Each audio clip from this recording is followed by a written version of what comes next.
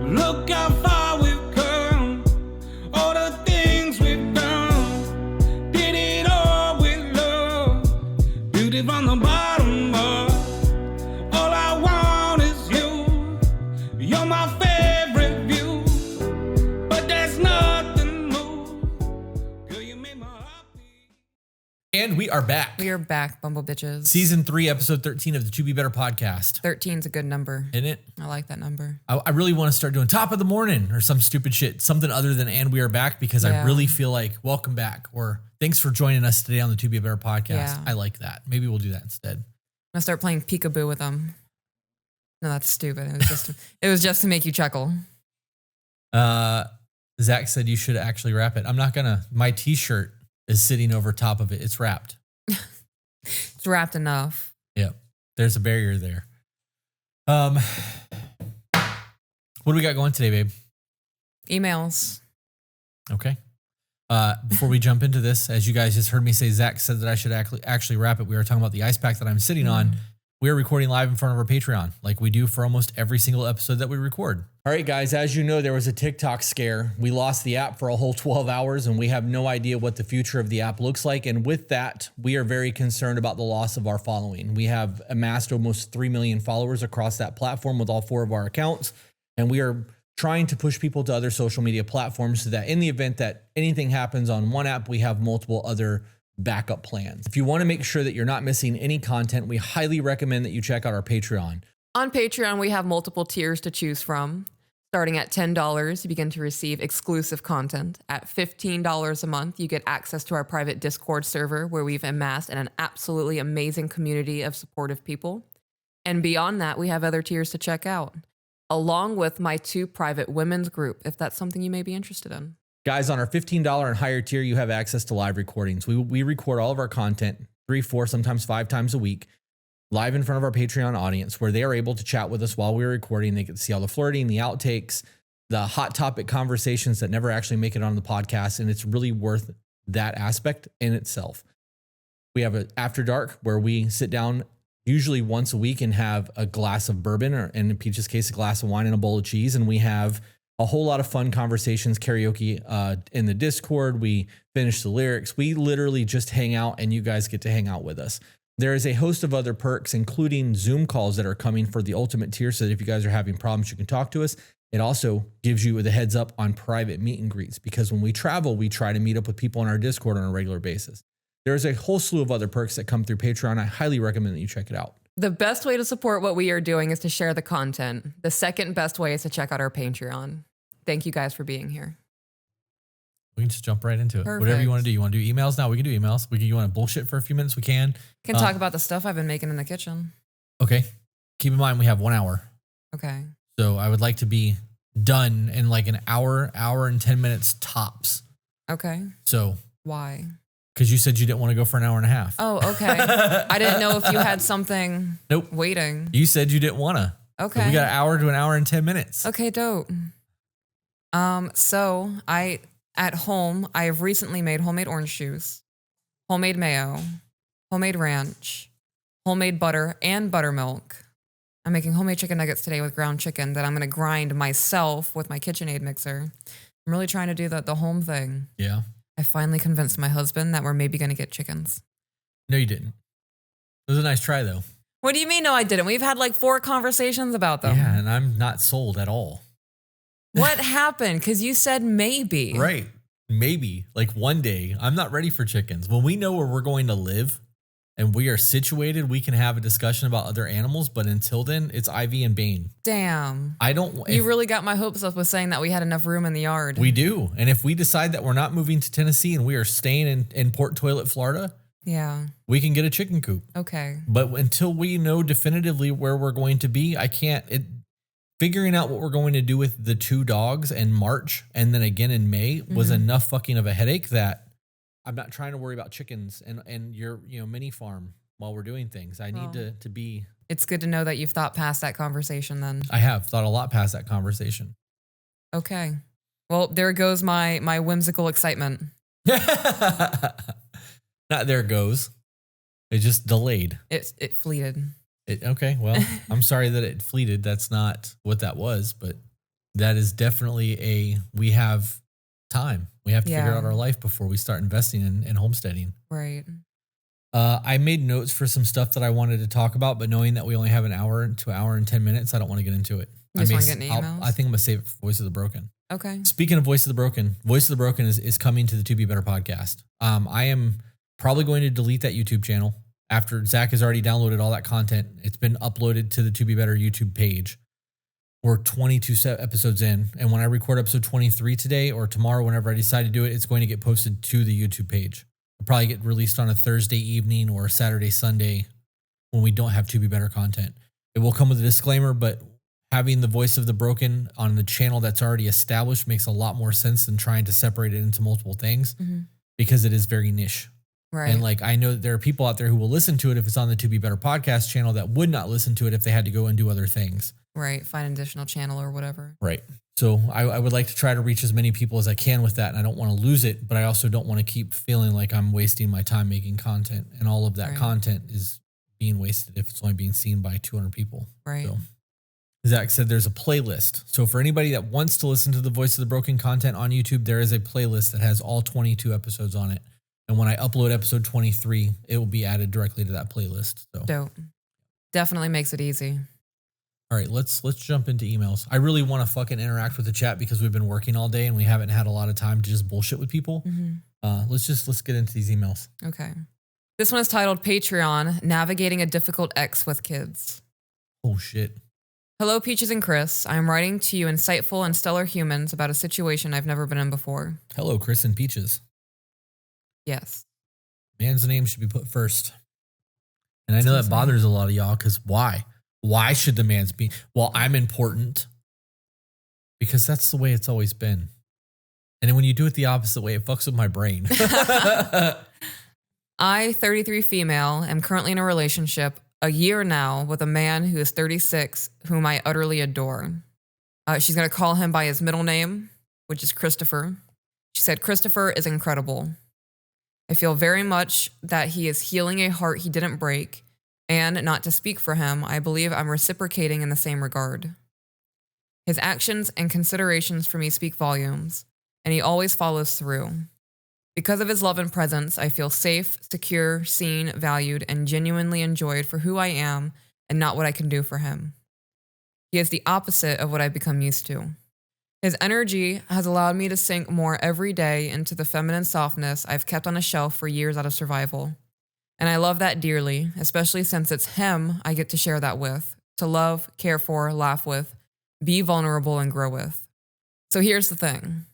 He has 2 children, 5 and 7, with a woman he was married with, who he was with and married to for about a decade. They've been separated for almost 4 years. He plans to get divorced, but the cost is a factor as much as her predictable unpredictability. Real quick. While we have everyone's attention, because now the email is starting to get juicy, the Wizards in Patreon asked us to ask for long quality emails. So for you guys who would like to email into the show, if you would like to have your email read, send an email to the number 2, to be better, co@gmail.com. Be detailed. The Wizards wants a long email, so send like a 30-page fucking email. Write a novel. Let's go. We can make it like a 3-part series. Oh yeah, back to back to back. If you actually write a really good, long, detailed email. They asked. That was a good call. Okay. Yeah. Now that we have your attention and all. Back into it, right? Back to it. Okay. Waste no time. I don't have kids. I was once engaged with a guy for almost 5 years. It was very toxic, abusive, and took me a long time to find the strength to leave 5 years ago. And know very well that you can fall out of love while still under the in a relationship married technicality. Christopher has never once given me a doubt or a reason to think that there's still anything there between him and his ex-wife, aside from the kids, obviously. From what I know of that relationship, it was similar to mine, but with children. Also, I've never once felt that he or I have talked blatant shit about our exes. I consider it more so sharing our experiences, our hurts and vulnerabilities, and helping each other heal in healthy and constructive ways. I haven't met the kids or their mother yet. I feel confident that I can speak for both of us here, as we've talked about it at length. We are glad and grateful to be devoting time to our foundation. We have to wait a minute. I can't let you keep going. How long have they been together? A year. And they feel like they're healing each other and they're not engaged, right? No. Okay. I don't know why in my head this was like a long relationship. No. Okay. Okay. We are continuously cultivating so much goodness, love, and stability. A year is a long time, but not really. I told him from the beginning that I refuse to be a person, a woman, that's seen as flighty or give his children the impression that women are just unreliable. As time moves on, it is hard to remain neutral, even with never having spoken to her because she sounds like the female version of my ex-fiance. That in itself is quite triggering for me. This man means so much to me, of everything I've ever been through from past relationships. This is very small potatoes, but I don't want this to go from a tiny bite-sized potato to a Texas Roadhouse 5-pound baked potato. Is that a thing? I guess so. They have a 5-pound baked potato? Maybe. Yeah, can you confirm that for me, please? That's a big ass potato. That is a big ass potato. Real quick, to add on to the email statement that we made a minute ago, Zach wanted me to remind you all that if you want to have your email read very fast, have you and your partner write in. If you guys are writing in together and it's his perspective, her perspective, or her perspective, or however the fuck you guys want to do that, make sure that you put that in the subject title. Make it a long email. That should get bumped right to the front of the line because we've been asking for that forever now. It's not 5 pounds. Okay. Continuing on, we communicate very well and organically. Hard conversations are never scary or put on the back burner. When it comes to this, though, I can see in his eyes he feels exasperatedly powerless. And pretty much every scenario we come up with is always met with, well, if we do that, then she'll react any of these 5 ways. It's like damned if you do, damned if you don't. I have a whole lot to say about that, but I'm going to wait. Okay, so the only thing that I am going to say is, at what point is he going to stop living his life under his ex-wife's thumb? I understand, like, there are things that you have to do to keep civility, and I am for the civility.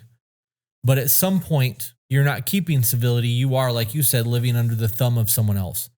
And if you are going to have a shitty existence, no matter how it plays out, fuck it. Right. If I'm going to be unhappy, I'm going to be unhappy either way. I'm done trying to placate your existence so that you make my life somewhat bearable because we can go to court. Right. And I can get court ordered to see the kids when I want to see the kids and do all of that. And I know that's going to cost me money. And that's if I get a lawyer. Otherwise, we can hash this shit out in mediation. But I'm not fucking doing this anymore. Yeah. This is your one warning to get your fucking head out of your ass so that we can co-parent with civility. Or I'm just not doing this anymore. We broke up however long it's been. They've been together for a year. So however long the last, like the I think it said 4 years. So it's been 5 years of him submitting to somebody else's will. Yeah. Sounds like slavery to me. Yeah. Continuing on. Wait. Somebody in the chat said he's not divorced yet, which is also a problem. Yeah. I understand that it's going to cost money to get a divorce. It's going to cost you a whole lot more in terms of relationships, friendships, stress, all of that shit to not get the divorce, get the fucking custody agreement figured out, and write her off. You can have it set up so that you pick the kids up from school on Friday. She does the same thing. A lot of states are going 50-50 now. Yeah. And they have to prove that the other parent is unfit to not do that. I mean, I would look into your laws. I'd be bye. Right. Yeah. Hey guys, little quick interruption. If you're enjoying the content, please leave a like. And also don't forget to comment. We enjoy interacting with you guys and hearing your opinions, and it helps the algorithm. It's also free to do, and if you really want to help make sure the show continues to do, hit the subscribe button and share the content across your social medias. It costs you nothing, and it greatly helps the show. Continuing on, he is at her mercy. Her manipulations know no bounds. For example, a few weeks ago, he had to go pick them up for his time with them, but before he could, she took the kids and left, all without telling him that she left or why she did for almost 12 hours. While verbally harassing / abusing him. I'm not playing that game. Yeah. If we have a scheduled meetup time and I'm here to get the kids and you and the kids are not here, I'm calling the cops. Right. And you could. With a actual court agreement, you could. And then it's documented. Right. And if it's supposed to be your time and she's withholding, that's kidnapping. It is. Now, does that mean that if there's a court order that says that the pickup at the school is at 5 o'clock at school or Friday after school for the kids, and then it's not there's no school. There would be a court agreement on no school days. You would pick up at this time at this person's house, or there's got to be a drop off. That's all worked out in court documents. It shouldn't be on one parent to do both traversing. Right. It should be one or the other. And on a 50-50 thing, during your week, you're responsible for the kids. When your time starts, you're responsible for the kids. So in reality, he should be responsible for the pickup, and then she should be responsible for pickup when it's her time. And that's how that goes. There's not a responsibility there for you to play taxi cab and to do all of that. Right. I make my point. Yeah. You're good there? Okay. Continuing on. Yep. I would absolutely fucking hit her with kidnap. Oh, yeah. 100%. Yep. I've been separated from her for 4 years. I was supposed to pick up the kids today at 3:00. She's not here and she's not getting back to me, and it's been 2 hours. Yep. Document all that I have shit. this laundry list of nasty text messages from her, how she's going to take the kids away from me, and now I think she's kidnapped them. But you need a court order. Yeah. You have to have a document. Well, they don't have that. Right. That's what I'm saying. That's why the divorce is so fucking necessary. Gotcha. You can create your own like binding contract between two people.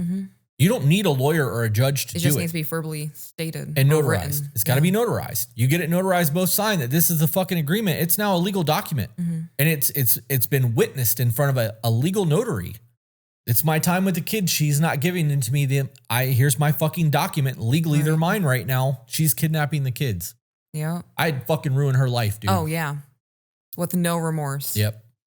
Continuing on, when he finally got her to spit it out, she admitted she got mad at him for basically not reading her mind, which I've noticed is a consistent pattern with her, as it gives her an excuse to berate him and fire off half a dozen emails containing some truly hurtful words and borderline delusions. I don't think it gives her an excuse to be shitty to him. It's a reason for him to give her attention. Right. And he's tolerating it and playing that game. Yes. You are absolutely correct. That is a reason for her to get the attention from him. I had a thought.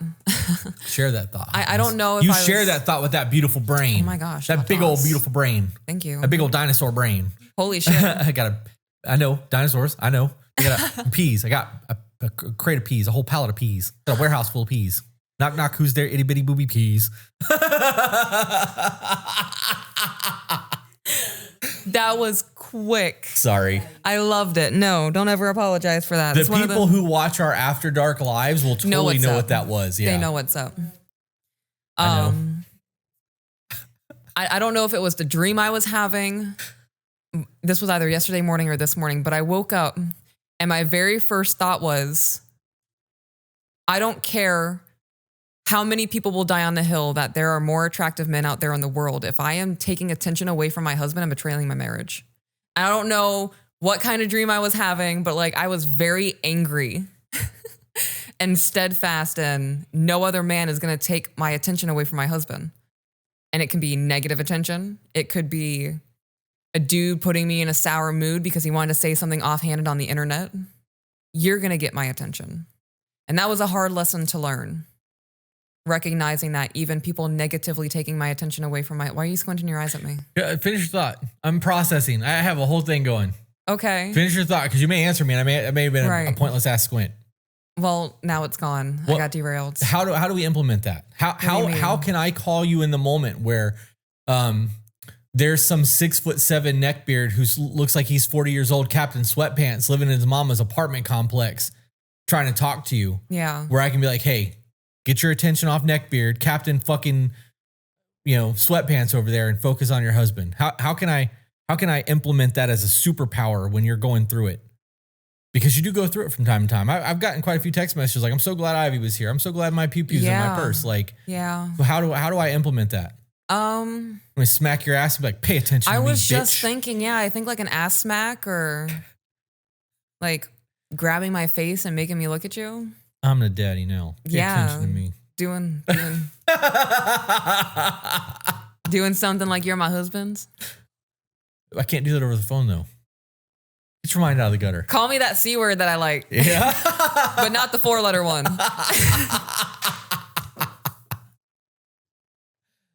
Oh, man. You did this to me. Continuing on. Mm-hmm. She thinks she sees clowns outside of her house that are trying to break in and unalive her. Oh, that's it. If that comes in an email, that's all you need to get the kids. Yeah. She's mentally unstable. I think that she's fucking schizophrenic. I need to have my wife Baker acted. Yep. She's telling me that there are evil clowns outside of her house that's trying to kill her. My kid is there and I can't get there to get my kid. Yeah. I need a wellness check. Baker actor. Yeah, let's fucking go. And I can guarantee she's doing this for attention, not recognizing the long-term ramifications that can come from it because she's being selfish. It's documented now. Yeah. Let's go. Yep. Yep. Getting full custody. Moving in, kids. Yeah. What C word that's not the 4-letter one? Text it to me because now I'm like, wait, what? Oh, that's 2 words. I'd have gotten that had he said 2 words. Well, I usually have it as one in my mind, like a hyphenated thing or something. It's 2. Okay, so it's 2 words. Yeah. Yeah. No, you're right. I'd have totally got that had you said 2 words. Yeah. Yeah. You just got read instantly, and that makes me feel good about myself. I am not blushing. I am a man. You're my fucking man. Can't feel my back or my ass right now. I can feel it for you. Thank you. Thank you. I can make sure it's still there. But what she told her friend was that he made her fear for her safety, so she took the kids and left in a car that should not be on the road. Her friend's husband is a lawyer who, in a nutshell, told her she can do whatever she wants as long as she uses the phrase, "I was scared for my safety." Yeah, it don't work that way. You being scared of made up clowns. Yeah. That "I was scared of my safety" gets null and voided real quick when a judge goes, "Well, why didn't you get a personal protection order?" Right. Why haven't you called the cops about this?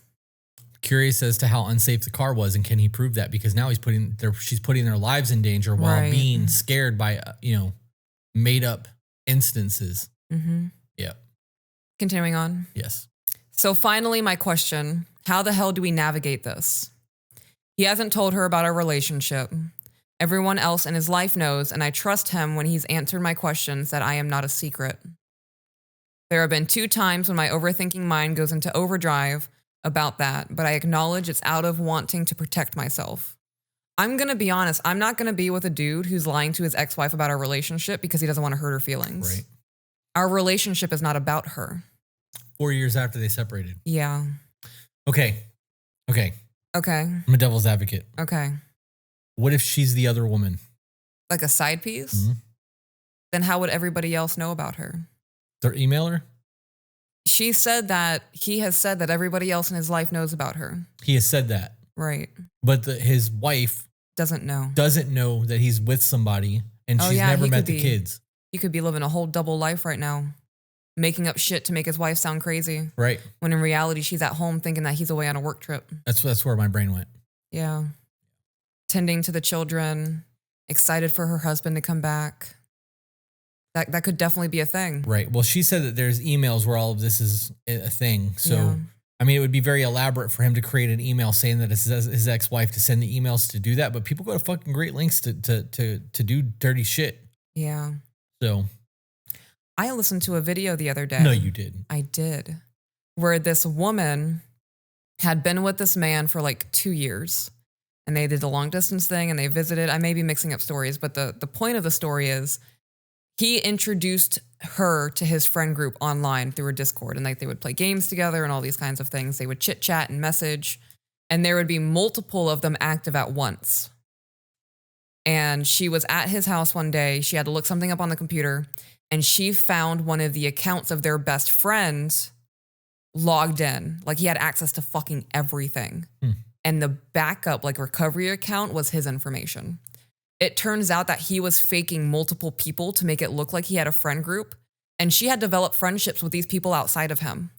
So they were like one-on-one messaging. She was divulging things to these people. Damn. Yeah. And all of it was him. These profiles were elaborate. Like she was like, I really thought they were real people. Like the Instagram photos were all there.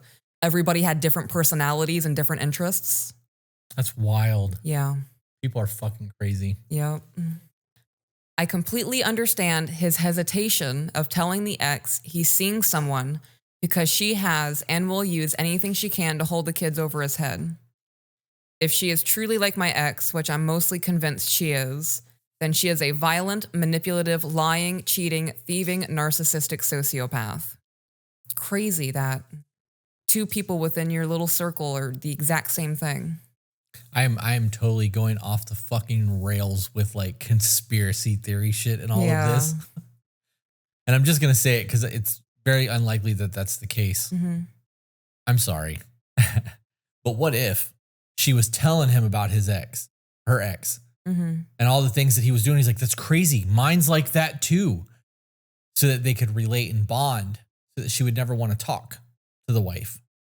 Right? Like, oh, holy shit. Am I really, create a barrier. I should write another book, but we should sit down and do like a back and forth book after you're done with your current book. Okay.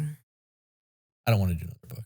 I was just about to say I'm down for that. We could just really create all kinds of crazy, chaotic nonsense. We really could, especially with the understanding we have of the human psyche. We could really create some fucked up stories. Yeah, be the next M. Night Shyamalan ding dong. ×2. Yeah. I don't know what his name is. That's M. Night Shyamalan? That guy. Ding dong. All right. You're funny. I'm done. Okay. I think confining his ex-wife to the same box as your ex is a damaging thing to do for your perspective. Mm-hmm. I agree. Everybody has different reasons for why they are the way they are or they behave the way that they behave. And if you are overlooking the reasons she is acting this way and is just going, oh, she's a fucking crazy bitch. I'm saying the F word a lot. Whatever, I'm just going to leave it. I've said it a lot this episode. That removes the ability to see the bigger picture and problem solve. Does that make sense? Mm-hmm. Okay. Yeah, you should be investigating. Yeah. I also don't, it's one thing to take somebody's word for something. Mm-hmm. It's another to have your own opinion. Right. Right. And like if his word has been, this is the way she is, and you're just relating that to your previous experience because it's something you can bond over, that's a problem. Somebody in the chat said, I'm assuming they're not living together. That's a safe assumption they're a year in. Right. He's not, like, the ex-wife doesn't know she exists. She's never met the kids, which created another intrusive conspiracy theory thought. What if the kids don't exist? Damn. Now we're going really going. Now we're really going down it. Yep, we're making this dude out to be crazy. I do not want to be the reason she keeps his children from him even more. However, as much as I try to remain patient and supportive, there is a part of me that I can't help but feel indignant. Regardless of how I feel, I do believe this is probably the smartest and safest thing for now. I love him. I trust he'll know when the right time is for all of the necessary introductions. I don't believe that. If she is as crazy as he makes her out to be and as you make her out to be, there will never be a good time for this to happen because she's always on the verge of a mental breakdown. And she'll continue to use that to manipulate with the kids. Right. And as the kids get older, that will become more of a thing because then it's going to turn into, well, the kids say they don't like you anymore. The kids don't want to come to your house. You also have to realize that at some point, the discomfort of having this chick doing what she's doing is going to ruin the comfort of the relationship that he's currently in. Yeah. There's going to be a point where, yes, it's way easier to step back and be like, hey, that's the kid's mother. You do what you got to do to like see your kids. I understand that. Versus, we're going to go ahead and get this divorce. You're going to get a custody agreement so that she can't keep you from the kids. And if she does, you have legal repercussions because that's the smart move. Mm-hmm. And if you're going to be with me, you're going to have to go ahead and let her know that I'm fucking here now. And if we're going to do this together, we're going to do this together. But I'm not going to sit on the sidelines and be the fucking silent thing that is living in the closet. Like you're fucking keeping the world, keeping me from the world. Right. You have to prioritize your relationship. We speak about that all the time. And if you're wanting to like spend the rest of your life with this person, you have to be a priority to them. And if you're coming third, fourth, or fifth in that line, you're not a priority. So like, at what point are you not going to be okay with the fact that he's keeping you a secret and doing what he's doing and you're just going to trust that to be a thing? No. Continuing on. Yep. I've suggested maybe his ex and I meet first somewhere publicly so she can get a sense of me. And even if she tries to twist it, it's still, in my opinion, respectful to her to tell her first before I meet their kids. Is that wise, though? How do we safely and respectfully navigate this without the children being withheld from their father? Am I being selfishly impatient? I don't know what else to do or consider or anything. So I'm writing this email. I want to support him as best as I can. I want to fiercely protect this man's heart because he deserves it more than anyone I personally know. I know that pain. I know what it's like to lick love from knives. I would love to hear your perspective. Any insight or advice would be greatly appreciated. Thank you for your time. So she said that he broke up. They separated 4 years ago. Yeah. And they've been together for a year. So we'll call it 4 years because we don't know if it was 3 years with one or 4 years with one. So Right. it could be 4 or 5 years. But it's been 4 years of them not being together, and he's still not comfortable telling her that he's moved on to somebody else. Right. That's a huge fucking problem. Red flag. Right. Like a big one. At that point, if she's still controlling and manipulating his life, there's a whole lot more going on there, right? It's no longer about being afraid of seeing the kids, because if somebody manipulates you for that long and you know it's a problem for that long, you start to do something. If you can't in 4 years save enough money to hire a lawyer to file your divorce and get your divorce done, that's a fucking problem, right? So that being the first thing is an issue. That it's been 4 years. Now on the we're going to meet in public or however you want to do that. Why do you even need to meet her? Why can't he just be like, hey, I just want to let you know I'm in a relationship with somebody now. Send that text message and wait for a response. And then in the event that there's a blow up, be like, I would like you to meet her because this has gotten serious. It's been a year. We're really fucking doing the thing now. And let her fucking have a meltdown. Save all those text messages so that you have, communications documented. And while you're doing that, why don't the both of you sit down and figure out how to get a lawyer to get your custody agreements? Right. There's a whole lot of bullshit in this that I don't believe. And I don't know if it's because it sounds crazy in my head, but I don't believe half of the things that are in this email. Is it possible for a woman to make a man's life miserable? Absolutely. See it all the fucking time. 5 years after the fact or 4 years after the fact?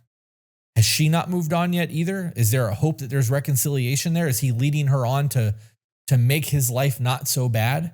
Those are all very valid questions. Yeah. I don't know. I don't like this. If I was this chick, I got to be honest, I would put an ultimatum out and be like, look, you need to fucking let her know that I'm here and that we're dating and this is a thing and we're getting serious, or I'm going to move on. I'm not going to live in, I'm not going to be the hidden fucking girlfriend. What do you think? I agree with everything you said. I don't really have anything to add to that. Okay. Well, that's 34 minutes, so we can do one more. Okay. This will be a short episode today, guys. This one is titled, I have a question about building trust in a relationship. Don't do what was done in the last email. Yep. It was a great start. Really great start. My man and I have both broken each other's trust back when we were going through our toxic phase. I call it that because we were constantly challenging each other in not positive ways. Always fighting. We were both unhappy and unhealthy as individuals and therefore as a couple. So you built a foundation on bullshit. Yeah. And now you're trying to rebuild that foundation. Fast forward a year of us staying, great friends and sticking by each other's side.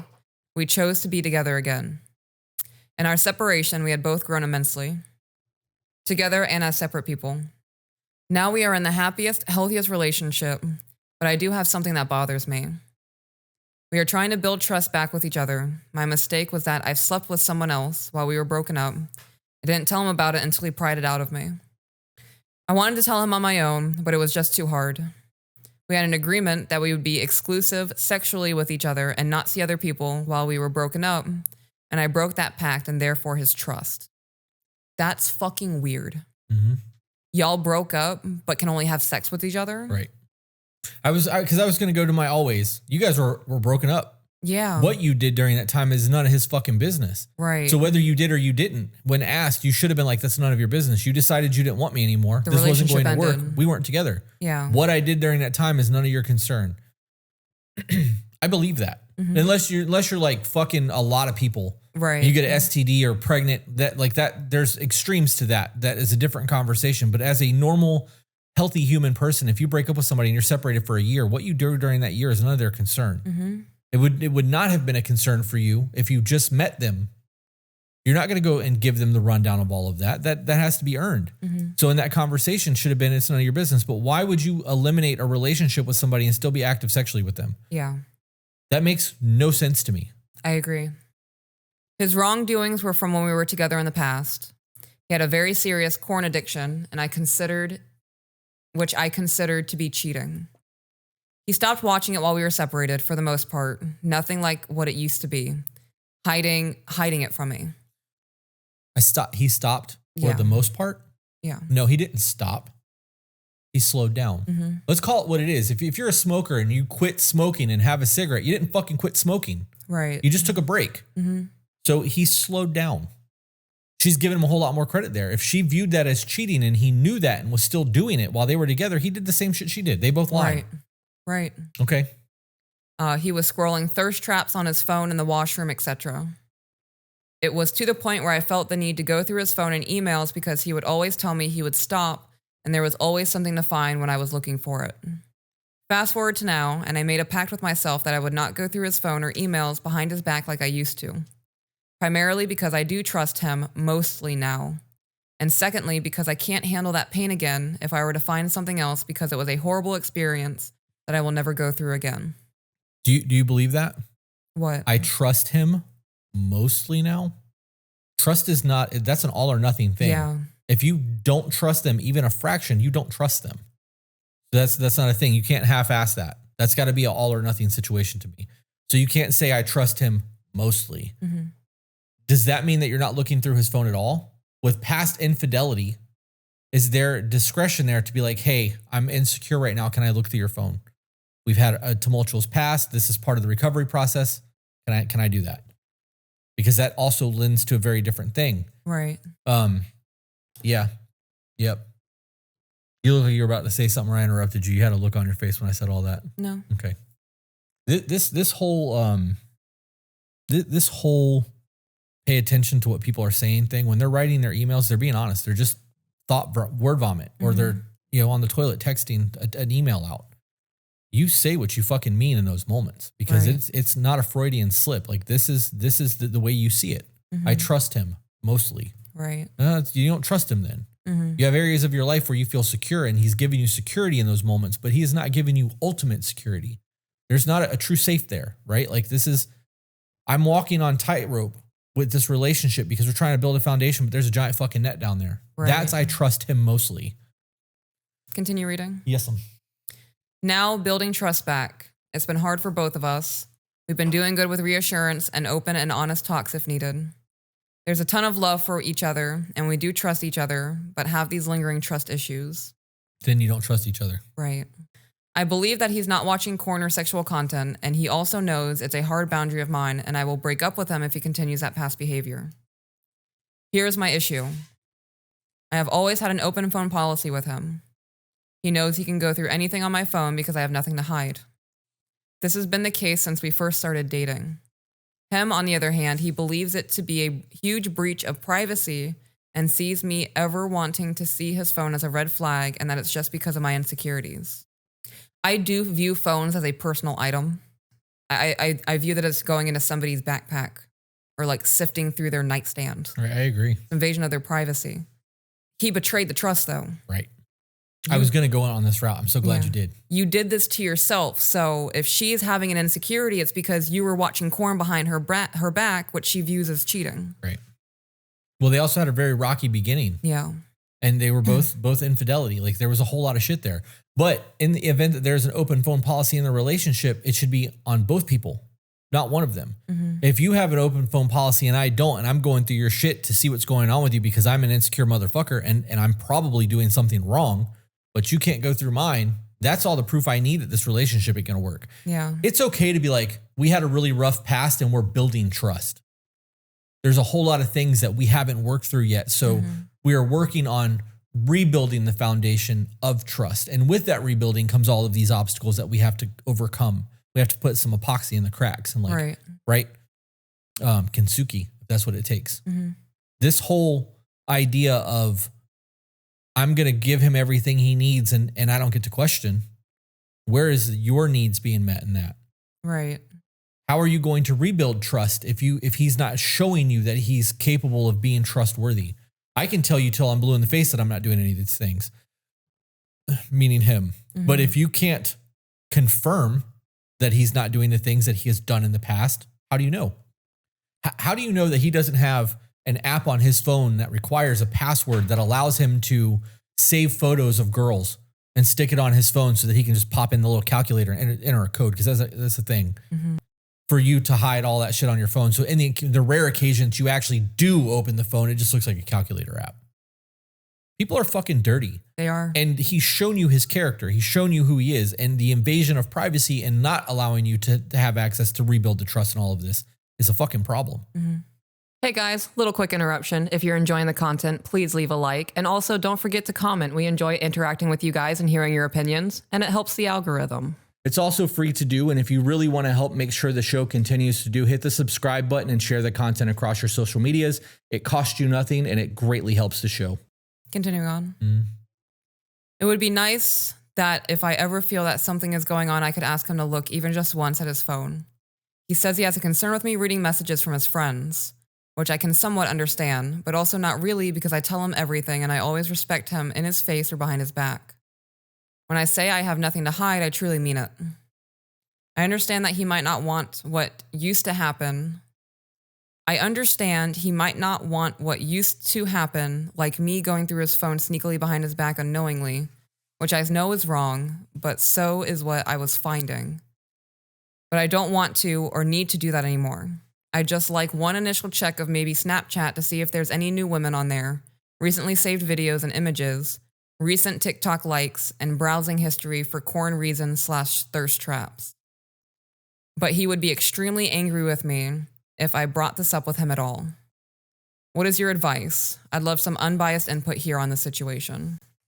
Well, there's something new that I had never even thought about. What's that? Can you go, I guess you can go back and look at likes on social media. I didn't know that was a thing. Yeah. I actually do think that I know it's a thing because I think I found that feature like a month ago. The going back and looking at TikTok likes is not something that I would even thought of. Mm-hmm. The not talking to friends aspect or not reading the friends messages, I also understand because there's a level of this is a private conversation between me and Joe Blow. Mm-hmm. However, you're my wife, and I know they're not married. They're boyfriend, girlfriend, and they're probably young, but you're my wife. And if Joe Blow is having fucking problems and it's creating issues in me in any way, shape, or form, I'm gonna come to you and we're gonna talk about it. I'm not big on gossip, right? So it's not going to be a gossip thing. It's gonna be like, hey, this just happened. It's making me feel like blah blah blah, and you're gonna be my co-pilot through this turbulence, right? Mm-hmm. I think that that's a very different situation than being in a relationship with somebody where you're boyfriend, girlfriend, and trying to be all up in their shit. I don't like that. I don't like the idea of going through and reading messages between the friends, especially if there's a friend group there. I also don't like the idea of having Snapchat in a relationship. It's a cheating app. If you want to have it, then you guys need to have access to each other's Snapchat. Every once in a while, like, hey, can I open your Snapchat? See what's on there. Mm-hmm. I think that Snapchat should be a brand new Snapchat that's completely private so that the only two of you have it. New name, new account, whatever. And there should be no one else on that motherfucker. But even then, like you're opening a fucking door for infidelity. I wouldn't be able to try to save this situation. No. If I'm met with anger and frustration and retaliation in something that I view as cheating and I'm not okay with, then this isn't the relationship for me. I would also still view what he's doing as sneaky. Like there's something you're doing that you don't want me to see or you wouldn't be angry like this. Right. Yeah, it's rough. I really don't know what kind of advice to give to make him not take it personally. Well, him taking it personally is a him problem. Right. This is one of those situations where you have to decide whether or not your self-worth and the relationship that you want to have is worth the conflict. Because if you don't have the hard conversations, nothing's going to change. Him taking it personally and being butthurt is a fucking him problem. Mm-hmm. You being in your feelings and hurt over what's happening is a you problem because you're making a choice not to say anything. You set boundaries and then they're invisible because you can't confirm the boundaries are being adhered to. Mm-hmm. Yeah, it's a rough one. This is also one of those situations where not everybody's meant to be together. Yeah. It's okay to move on. Trying to think of the other things that I should say during all of this. Yeah. Because we're only at 47 minutes and I'd like to get it to 13 more minutes. We can hit one of your bullet points you have saved on your phone. No, I'm gonna save that for Voice of the Broken. Okay. I will touch on one. I will touch on one because you're sitting here. One of them will be a thing. I'm listening to an audiobook right now and I can't think of the name of it. I'm not going to look it up. But they were talking about when men say we're tired, we don't mean that we need to sleep. It means that we are mentally, physically exhausted. We need rest. Mm-hmm. So in my brain, when I hear that I'm tired or when I say that to you, it's that I need to put my shield down for a little bit. My sword's heavy. I'm at that like hypersensitive moment you see in 300 where the the real battle is about to start and he's going to throw the final thing and get killed. Like that's the I'm tired. I'm fucking done. I just need a break. Men say that. Women see it as sleep because we don't have the ability to have the hard conversations. I really have a lot that I want to get into. Maybe I'll save this for an actual episode with you. Okay. That whole sleep versus rest and being tired and exhausted and tired of being beat down and having to pick ourselves up by the bootstraps is not something that most men are capable of explaining. We're done. It's exhaustion. In that book, the very next line after that said that it was a quote from a woman who says, when a strong man tells you he's tired, listen, I wish I would have before I buried my husband. We're coming into a world where it's becoming more acceptable for women to allow their men to express their shortcomings without it being weaponized in good circles. It used to be a normal thing, right? When you have a bad day, fuck your boss. You could come home and vent about it to your wife, but you wouldn't vent in a way that wasn't trying to problem solve because it's just bitching. And people don't want to hear that. But when you're really going through it and you're fucking tired and you want to put your sword and shield down, it's okay to look at your person and be like, I need to fucking rest for a minute. Like I can't keep doing what we've been doing. We did it this weekend. Sometimes you need that fucking rest and you need it to like, you know, soak your bones, let everything heal a little bit so that you can attack the world in a productive manner moving forward. And I heard that this morning and it created an entire list of shit that's going to end up on the Voice of the Broken. So I guess that's an easy way to plug the Voice of the Broken segment for those of you who would like to listen to that. It'll probably get recorded today or tomorrow. But before I wrap up, one of the things that I was going to ask in that is, do you know what the 4 most common emotions are that a man is able to identify? Anger. That's number 1. That is the number 1. Frustration. I think that would land on anger. Anger. Okay. Sadness. Happiness. And I'm not okay. Yeah. Anger and sadness are the 2 biggest. Let me pull that list up so that I can read it back to you. I have a whole bunch of bullshit pulled up here. I also have something else that I want to talk about that's kind of biblical. I opened that phone shit and lost my page because you mentioned your phone thing. I started doing data. Oh, yeah. Trying to figure out your phone shit. Oh, you know what? I don't know why I didn't think to just do this. History. Browsing history. Let's go. Because everything that I look at on my phone gets put in here. I'm at 600 books sold, by the way. Fuck yeah, babe. My husband, the author. Okay. Number 1 is anger. Number 2 is sadness. Number 3 is fear. And number 4 is happiness. Those are the 4 basic emotions that most men can identify. And that comes from a lot of pick yourself up by the bootstraps, quit fucking crying. I don't want to hear that shit. You're a fucking man. Suck it up. Yeah. Nobody cares about you. Instead of you being angry and being like, okay, son, at 5 years old, I can tell that you're really fucking mad and you're stomping your feet right now. And instead of telling you that if you don't stop acting like that, I'm gonna beat your ass. Why are you acting like that? What are you feeling right now? I'm angry. Well, why are you angry? I'm angry because I can't have my toy. Okay. So you're just mad that you're not getting your way. That's a selfish thing. Sometimes the world's not going to do that. So let's have conversations about that. And, you know, why are you crying right now? Same thing. You need to get to the understanding so that as men become more emotionally mature as they grow up, they can identify what it is that they're feeling in the moment. And maybe it won't go right to anger. Maybe that shit can get skipped altogether and you can just have a conversation of, that was said earlier and it made me feel like you were going to abandon me. Yeah. Not fuck you then, bitch, grab your shit and get out of my house, right? Like, because maybe that's not what the conversation was. Maybe they were just trying to explain that the way that you've been conducting yourself lately makes them feel unsafe because you're losing your temper at every little thing. And you're all of a sudden punching your dashboard in the car because somebody cut you off. And that's not the man you are, right? Like, all hypothetical, right? I'm literally just filibustering trying to get to an hour. Yeah. But I am making up all this shit on the fly as we're going because I have notes and I don't want to get into that. So that's close enough to an hour. I think we can probably wrap up. Okay. You have anything you want to add to this episode? No, I don't. It was a short episode. It was. While all you guys are currently watching this episode on YouTube when it goes live, know that when this episode ends, normally our Patreon episode lives start. So if you want more To Be Better content, make sure you go over to Patreon. We plugged it earlier. You can find that shit. And join our Patreon. $15 tier gets a lot of live streams every week. And that's where the Discord community is and all the fun shit happens. Yes. So all the shenanigans. All the shenanigans. Also, Patreon, just know that normally we wrap up and bullshit with you guys for a few minutes, but we are not going to do that. So when we actually sign off, we're Irishing goodbye and shutting all this shit down. So With that being said, guys, remember you're the author of your own life, So grab a pen. and we will see you on the next one. Bye, guys.